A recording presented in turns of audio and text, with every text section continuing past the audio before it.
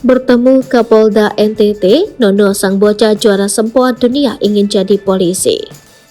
Cesar Hendrik Meo Tunai alias Nono, juara satu kompetisi sempoa tingkat dunia, bercita-cita menjadi seorang anggota kepolisian Republik Indonesia. Keinginan Nono itu diungkapkan saat ditanya Kepala Kepolisian Daerah Nusa Tenggara Timur, Inspektur Jenderal Polisi Johnny Asadoma, di kediamannya, Kelurahan Buraen, Kecamatan Amasari Selatan, Kabupaten Kupang. Tadi Nono bilang mau jadi polisi, betulkah? Tanya Kapolda NTT dan dijawab Nono dengan kata siap. Johnny kemudian menanyakan motivasi Nono menjadi polisi. Bocah kelas 2 SD Inpres Buraen 2 itu pun menjawab agar bisa menangkap pencuri dan bisa menjaga penjara serta menjaga kedua orang tuanya.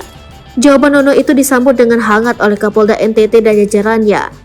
100 buat Nono, bisa tangkap pencuri, bisa jaga penjara, bisa jaga orang tua. Semua keluarga dan jaga masyarakat semuanya itu tugas polisi, supaya tidak ada orang jahat yang datang mengganggu, ujar Johnny.